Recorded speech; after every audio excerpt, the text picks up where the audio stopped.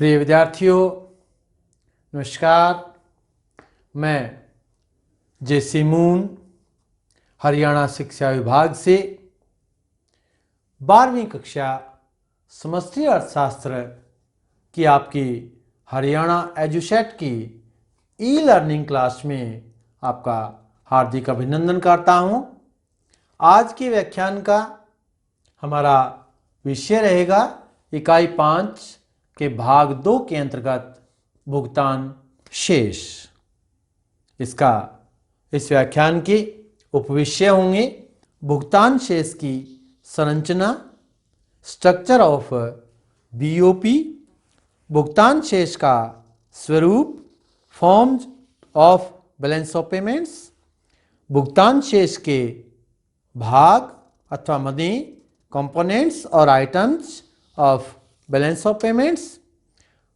इसके अलावा भुगतान शेष की अन्य मदें यानी चालू खाते तथा पूंजी खाते के अतिरिक्त जितने भी हैं, भुगतान शेष के खाते के मदों के समूह कितने पाए जाते हैं उन पे चर्चा करेंगे। इसके अलावा भुगतान शेष में असंतुलन, disequilibrium in BOP balance of payments, असंतुलन के कारणों पर चर्चा करेंगे, काजीज ऑफ डिसइक्विलिब्रियम, और अंत में प्रतिकूल भुगतान शेष को सुधारने के उपायों पर चर्चा करेंगे। डियर स्टूडेंट्स, तो शुरू करते हैं आज का हमारा टॉपिक। सर्वप्रथम हम करते हैं भुगतान शेष की संरचना, स्ट्रक्चर ऑफ बीओपी।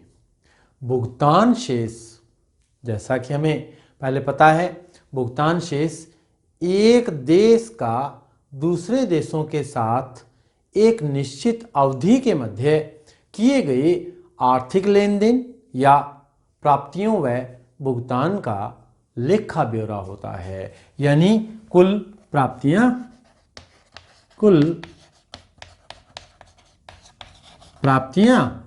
तथा कुल भुगतान, इनका लेखा ब्यौरा होता है। कुल प्राप्तियां का मतलब टोटल रिसीप्ट्स और कुल भुगतान का मतलब टोटल पेमेंट्स। कुल प्राप्तियों को लेनदारियां कहते हैं, लेनदारियां, और कुल भुगतान को देनदारियां। लेनदारियां मतलब क्रेडिट और देनदारियां मतलब डेबिट। इस प्रकार भुगतान शेष की संरचना के दो पक्ष होते हैं, लेनदारी पक्ष और देनदारी पक्ष, क्रेडिट साइड और डेबिट साइड। लेनदारी पक्ष में उन समस्त प्रकार के मूल्यों को दर्शाया जाता है जो विदेशों से प्राप्त हुए हैं या होने हैं। इसे जमा पक्ष भी कहते हैं, इसे जमा पक्ष के नाम से भी जाना जाता है। जबकि देनदारी पक्ष में समस्त प्रकार के भुगतानों को लिया जाता है, इसे नाम पक्ष भी कहते हैं।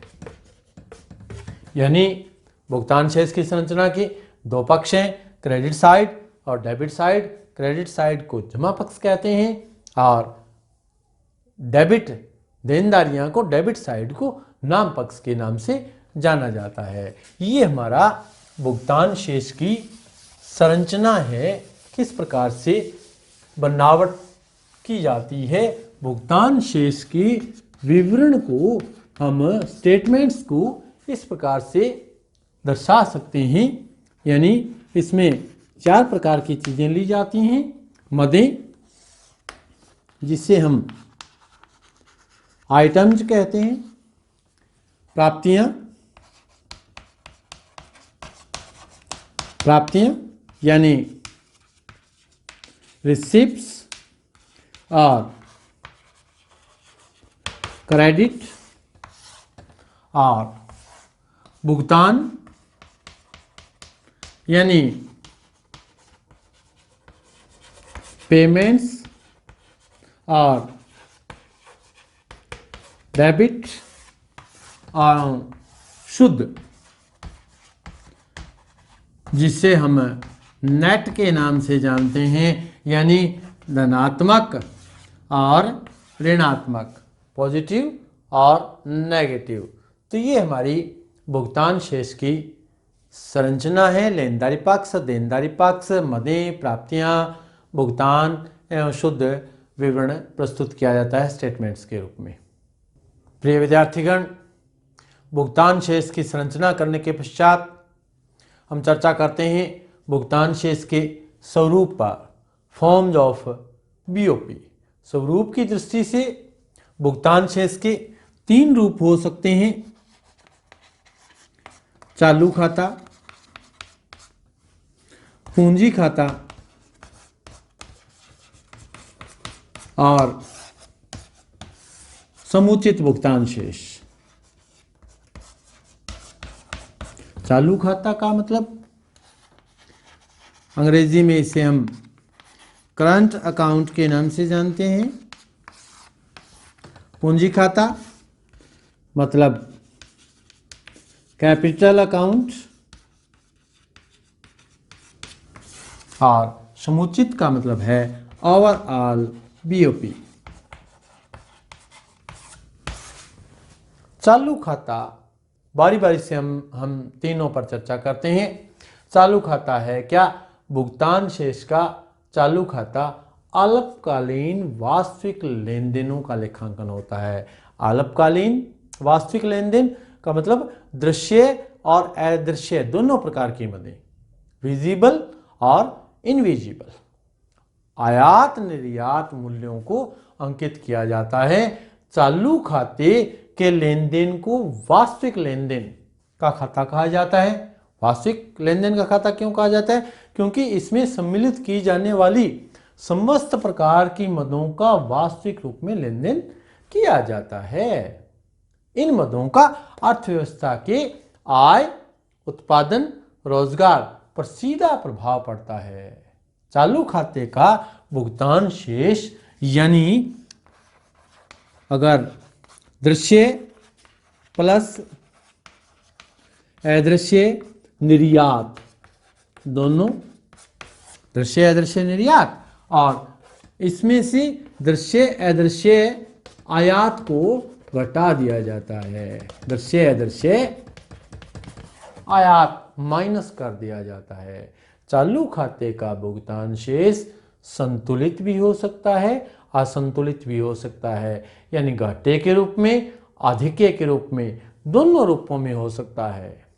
इस असंतुलन को पूंजी खाते के माध्यम से संतुलित किया जाता है।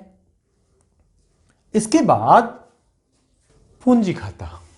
पूंजी खाता वित्तीय लेन देन से संबंधित है। वित्तीय लेन देन, जबकि चालू खाता वास्तविक लेन देन था, यह वित्तीय लेन देन से संबंधित है। सभी प्रकार के, चाहे वो दीर्घकालीन है, चाहे वो अल्पकालीन है, अंतर्राष्ट्रीय पूंजीगत अंतरण, कैपिटल ट्रांसफर जितने भी हैं, स्वर्ण का आदान प्रदान, गोल्ड जिसे हम कहते हैं, निजी भुगतान, निजी संस्थाओं से संबंधित जितने भी भुगतान और प्राप्तियां हैं, सरकारी ऋण, ब्याज, अनुदान आदि को पूंजी खाते में शामिल किया जाता है। पूंजी खाते में सभी लेन देन केवल और केवल वित्तीय अंतरणों से ही संबंधित होता है।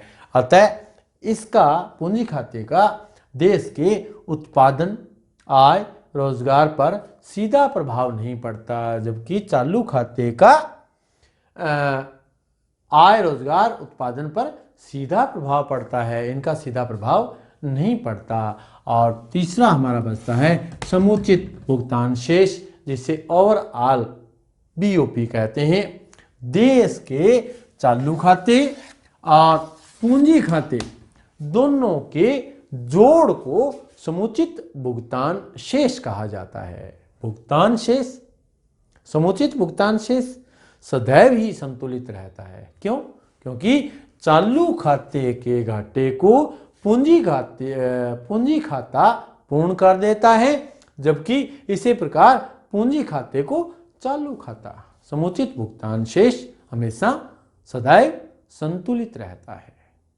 भुगतान शेष के भाग अथवा मदें कंपोनेंट्स और आइटम्स ऑफ बीओपी, जैसा कि हम अभी चर्चा कर चुके हैं कि भुगतान शेष के मुख्य दो भाग होते हैं, चालू खाता और पूंजी खाता। इन दोनों लेखों में सम्मिलित की जाने वाली मदों यानी चालू खाता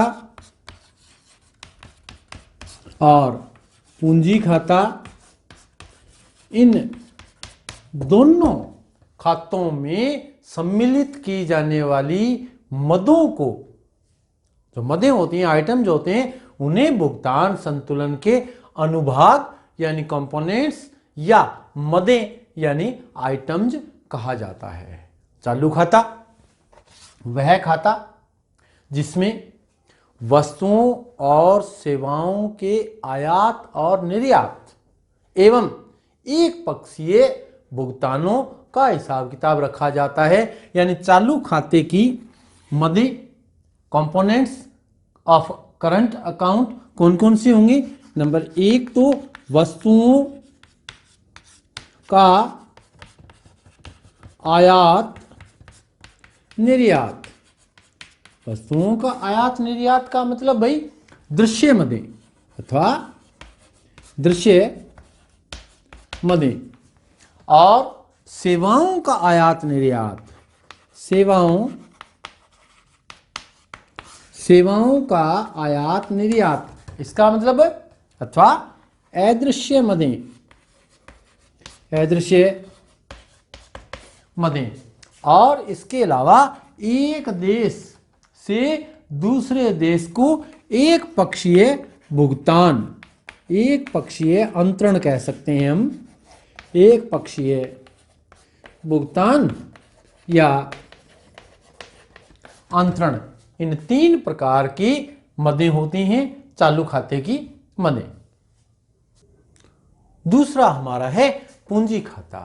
पूंजी खाता वह खाता जो एक देश के निवासियों एवं शेष संसार के निवासियों के द्वारा किए गए उन सभी लेन देनों से संबंधित है जिनसे किसी देश की सरकार और निवासियों की परिसंपत्तियों और दायित्वों में परिवर्तन होता है। पूंजी खाते की मदें कौन सी है? पूंजी खाते के सौदों की मुख्य मदें 4 प्रकार की हैं। नंबर 1 सरकारी सौदे, सरकारी सौदे यानी ऑफिशियल ट्रांजैक्शंस। ऑफिशियल ट्रांजैक्शन वे अंतर्राष्ट्रीय सौदे जिनके कारण किसी देश की सरकार या उसकी एजेंसी की परिसंपत्तियों तथा दायित्वों की स्थिति प्रभावित होती है। और गैर सरकारी सौदे, गैर सरकारी सौदे यानी नॉन ऑफिशियल और प्राइवेट ट्रांजैक्शंस। नॉन ऑफिशियल और प्राइवेट ट्रांजैक्शंस कौन सी? इसमें व्यक्ति, घरेलू क्षेत्र तथा निजी व्यापारी उद्यम के सौदे शामिल होते हैं। इसके अलावा प्रत्यक्ष निवेश,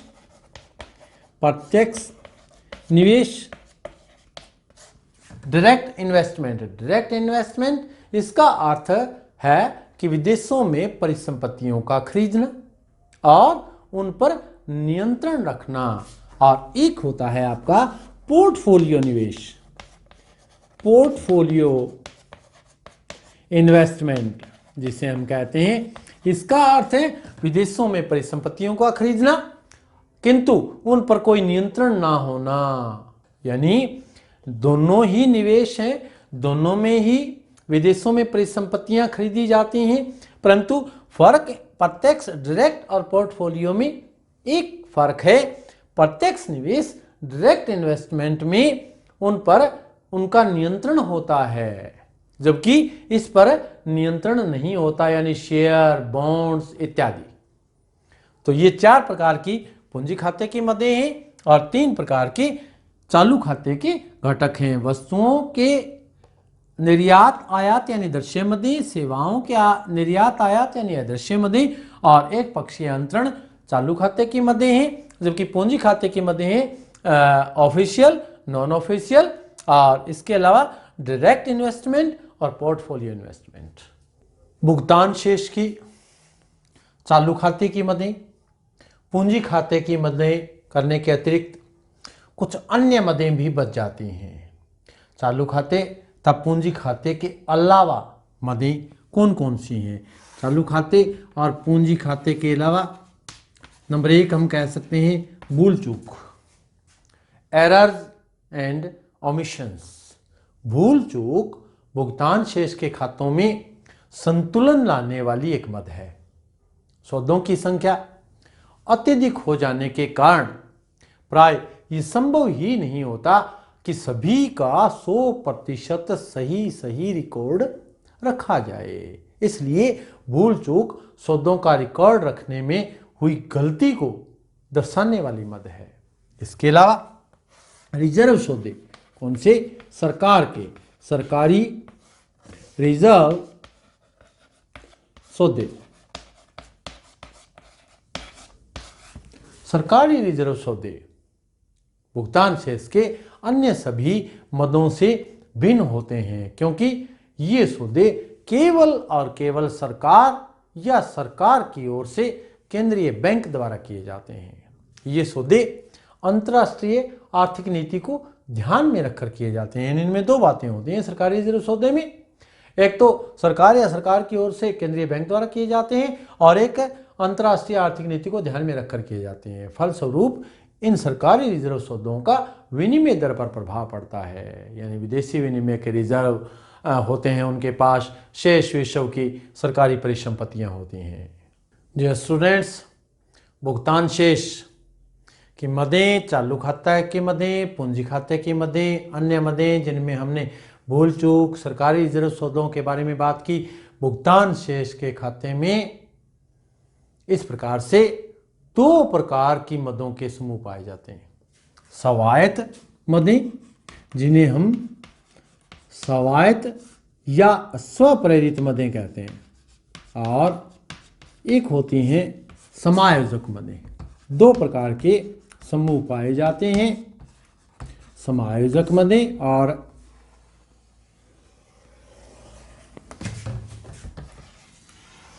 स्वप्रेरित मदें। स्वायत्त स्वप्रेरित मदें और समायोजक मदें, इन्हें हम ऑटोनोमस आइटम्स कहते हैं और इन्हें अकोमोडेटिंग आइटम्स कहते हैं।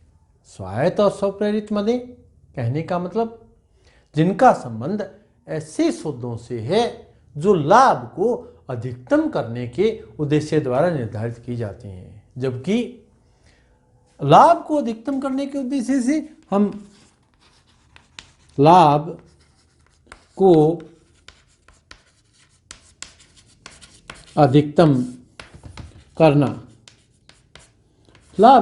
करने के उद्देश्य से स्थापित की जाती है, निर्धारित की जाती है। और दूसरी बात, भुगतान शेष की स्थिति। भुगतान शेष की स्थिति का मतलब धनात्मक ऋणात्मक, भुगतान शेष धनात्मक है, ऋणात्मक है। अब अगर लाभ को अधिकतम करने के उद्देश्य से की जाती हैं स्वायत्त मदें, तो इसका मतलब उनको धनात्मक और ऋणात्मक से कोई मतलब नहीं होता। और इनका उद्देश्य क्या होता है? इनका उद्देश्य भुगतान शेष की समानता स्थापित करना नहीं होता। भुगतान शेष की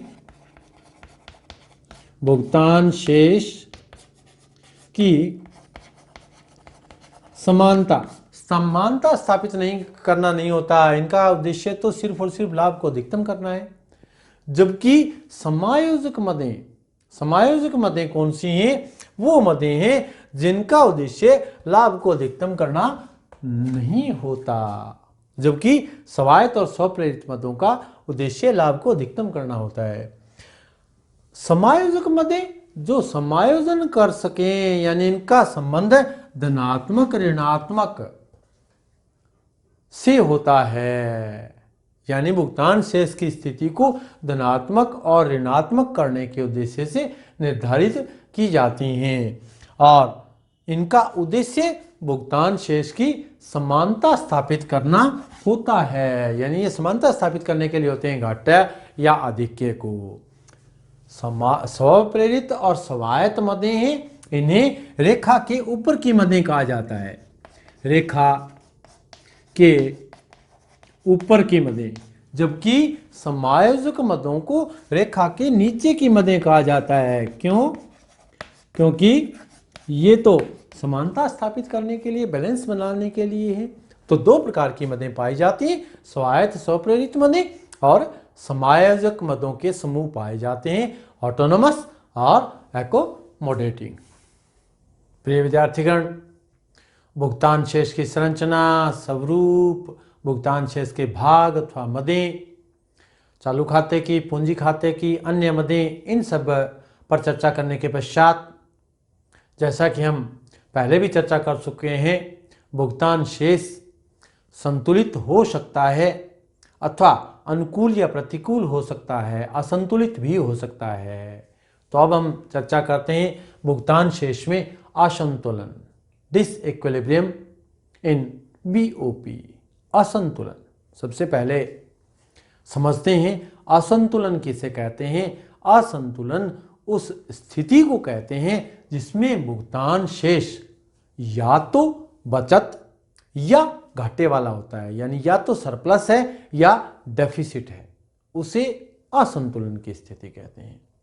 भुगतान शेष में संतुलन कब पाया जाता है? अगर असंतुलित है तो इसका मतलब संतुलन कब पाया जाता है? संतुलन तब पाया जाता है जब सभी प्राप्तियां और भुगतानों का शुद्ध शेष शून्य के बराबर हो, यानी अर्थात जब सभी प्राप्तियां तथा भुगतान बराबर होते हैं तब भुगतान शेष संतुलन की स्थिति में पाया जाता है। जब शुद्ध शेष धनात्मक होता है तब यह असंतुलन बचत शेष को प्रकट करता है। दूसरी ओर जब शुद्ध शेष ऋणात्मक होता है तब यह असंतुलन घाटे का सूचक होता है। अब विषय आता है कि असंतुलन के कारण क्या हैं, कॉजेज ऑफ डिसइक्विलिब्रियम। मोटे तौर पर हम असंतुलन के 4 कारण मानते हैं। नंबर 1 प्राकृतिक कारण,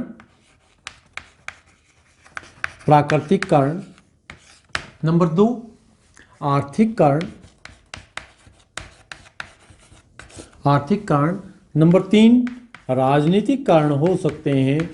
4 भागों में बांट के चर्चा करते हैं हम। और चौथा हमारा या तो सामाजिक कारण हो सकते हैं, नेचुरल कारण हो सकते हैं, इकोनॉमिक पॉलिटिकल बेस हो सकता है, या सोशल काजेज हो सकते हैं।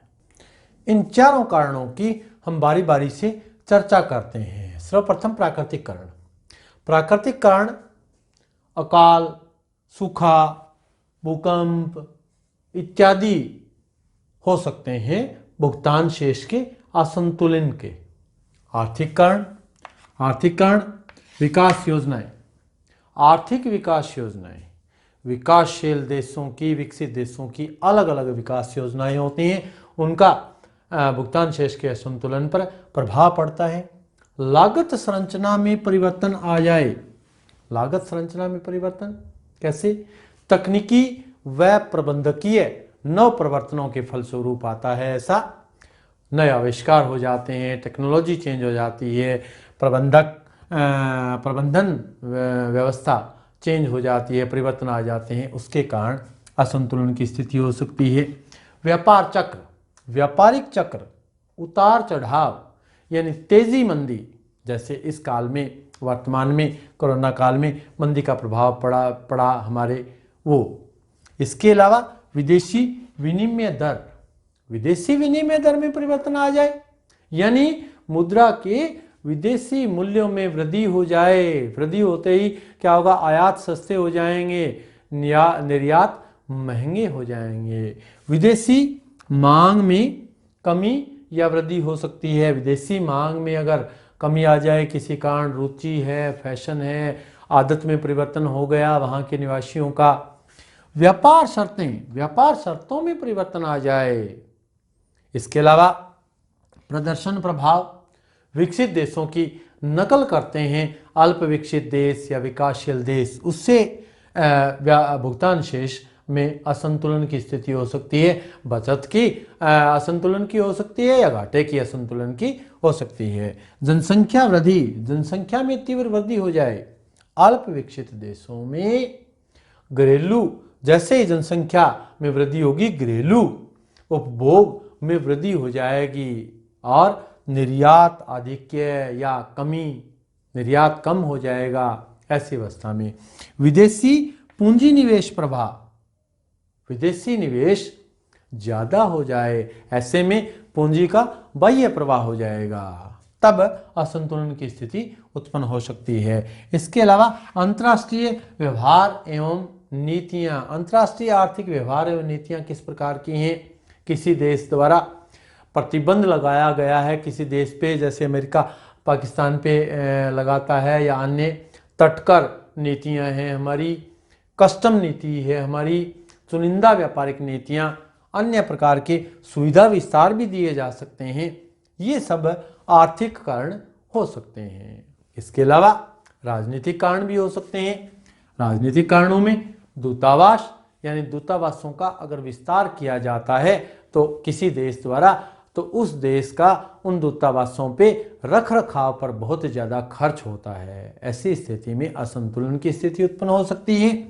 अस्थिरता, राजनीतिक अस्थिरता, राजनीतिक अस्थिरता का मतलब, राजनीतिक अस्थिरता से किसी देश में अगर राजनीतिक अस्थिरता उत्पन्न होती है तो प्रत्यक्ष निवेश और पोर्टफोलियो निवेश जिसके बारे में हमने बात की थी उनमें कमी आ जाती है। इस फलस्वरूप आयातों में कमी होगी और घाटे का असंतुलन, भुगतान शेष असंतुलन हो जाएगा।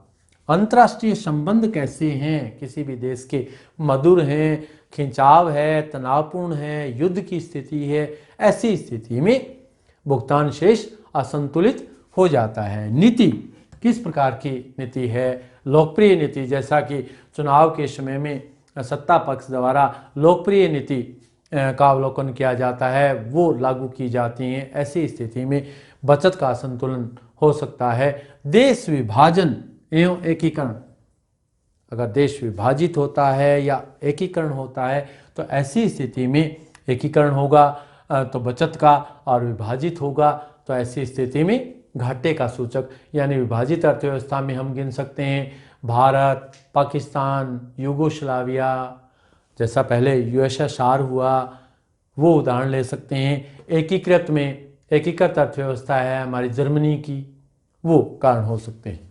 इसके अलावा सामाजिक कारण, सामाजिक या तो रुचि व प्राथमिकताओं में अंतर आ सकता है, ये सामाजिक कारण हो सकते हैं, या विभिन्न देशों में पूर्वाग्रह की स्थिति होती है कई देशों के प्रति, वो हो सकता है। तो मुख्य रूप से भुगतान शेष में असंतुलन के 4 कारण हो सकते हैं: प्राकृतिक कारण, आर्थिक कारण, राजनीतिक कारण और सामाजिक कारण। प्रिय विद्यार्थीगण, भुगतान शेष के असंतुलन के कारणों पर चर्चा करने के पश्चात हमारे सामने चर्चा का विषय है, यदि भुगतान शेष प्रतिकूल हो जाए तो उसे सुधारने के क्या उपाय होंगे। जैसा कि हमने भुगतान शेष के असंतुलन के कारणों पर चर्चा की, इस बात से स्पष्ट है कि यदि उन कारणों को अगर हम दूर कर दें तो प्रतिकूल भुगतान शेष को दूर किया जा सकता है। प्रतिकूल भुगतान शेष को सुधारने के उपायों में भी इन्हें हम 4 भागों में बांटेंगे: आर्थिक उपाय, राजनीतिक उपाय, सामाजिक उपाय और अंतर्राष्ट्रीय उपाय। इन 4 उपायों के बारे में हम अलग अलग से चर्चा करते हैं। पहला है आपका आर्थिक उपाय। प्रतिकूल भुगतान शेष को सुधारने के आर्थिक उपाय को हम 2 भागों में बांटते हैं: मौद्रिक उपाय और गैर मौद्रिक उपाय। मौद्रिक उपाय, जैसा कि आप ग्रीन बोर्ड पे देख रहे हैं, मुख्य 5 उपाय हो सकते हैं हमारे। पहला है मुद्रा विस्फीति। मुद्रा विस्फीति है क्या?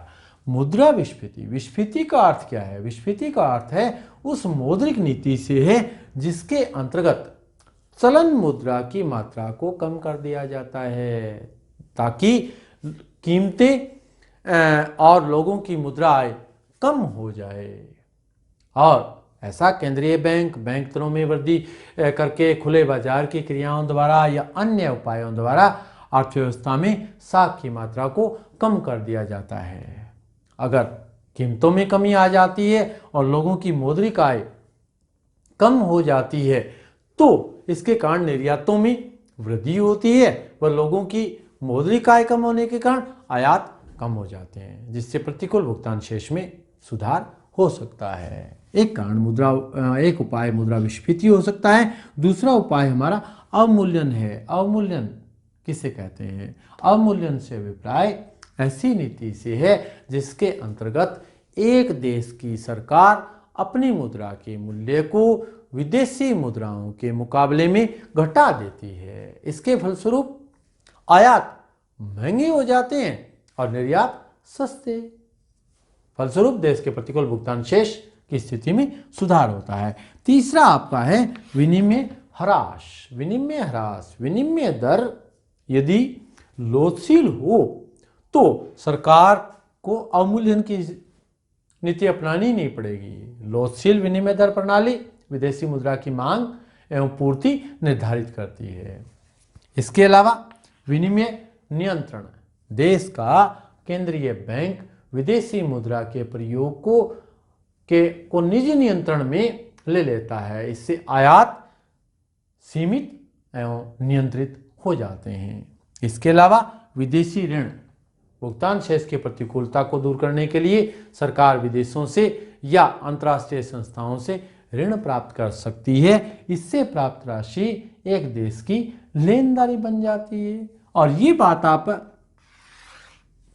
सबसे पहले एक बात तो आप दिमाग में डाल लीजिए कि यदि प्रतिकूल भुगतान शेष को दूर करना है, उसे सुधारने के उपाय हैं तो हमारी लेनदारियां बढ़ जाएं और देनदारियां कम हो जाए, यानी क्रेडिट बढ़ जाए और डेबिट कम हो जाए। इसके लिए मौद्रिक उपाय हम ये कर सकते हैं। इसके अलावा गैर मौद्रिक उपाय कौन कौन से हो सकते हैं? गैर मौद्रिक उपाय आयातों का हतोत्साहन, यानी हमें आयात घटाने और निर्यात में वृद्धि करनी है। आयातों का हतोत्साहन, आयातों को कैसे घटाया जा सकता है? या तो आयात कर लगाकर, आयात कर या तो नए कर लगा दिए जाएं, टैक्स लगा दिया जाए, या इंपोर्ट टैक्स जो पहले से चल रहे हैं उन करों में वृद्धि करके भी किया जा सकता है। फलस्वरूप आयातों में कमी होगी। और या आयात कोटा निर्धारित करके उस आयात कोटे को घटाया जा सकता है निश्चित करके। प्रतिस्थापन का मतलब है आयात प्रतिस्थापनों को उत्साहित करके, यानी आयातित वस्तुओं, जो भी हमारे देश में किसी भी देश में वस्तुएं आयात की जा रही हैं, उन आयातित वस्तुओं के प्रतिस्थापनों को देश में ही उत्पन्न करना, यानी विदेशी वस्तुओं की मांग में कमी करना। दूसरा हम कह सकते हैं निर्यातों को प्रोत्साहन। निर्यातों को प्रोत्साहित कैसे किया जा सकता है? निर्यात पर लगे हुए सभी कर हटा दिए जाएं, निर्यात उद्योगों को विशेष सुविधाएं प्रदान की जाएं, विज्ञापनों का सहारा लिया जाए, देसी वस्तुओं की विदेशों में प्रदर्शनी लगाई जाए। इस प्रकार से निर्यातों को प्रोत्साहित किया जा सकता है और प्रतिकूल भुगतान शेष को सुधारा जा सकता है। विदेशी निवेश प्रोत्साहन, विदेशी पूंजी का निवेश देश के लिए एक प्रकार की लेनदारी बन जाता है। विदेशी पर्यटक इसका मतलब है विदेशी पर्यटकों को आकर्षित करना। औद्योगिक नीति का उदारीकरण, औद्योगिक नीति किसी भी देश की, उसे उदारीकरण बनाकर भी प्रतिकूल भुगतान शेष को सुधारा जा सकता है। जैसा कि भारत में 1991, 92, 1991-92 के बाद उदारीकरण औद्योगिक नीति का अनुसरण किया। राज्य व्यापार, अल्प विकसित देशों में सामान्यतः भुगतान शेष प्रतिकूल रहता है। ऐसे में राज्य आयातों व निर्यातों को अपने हाथ में लेकर अनावश्यक आयातों पर रोक लगा सकता है। तो हमारे आर्थिक, मौद्रिक और गैर मौद्रिक दो प्रकार से उपाय किए जा सकते हैं। राजनीतिक उपाय कौन से? जैसे दूतावासों पर कम खर्च करके भी भुगतान शेष की प्रतिकूलता को दूर किया जा सकता है।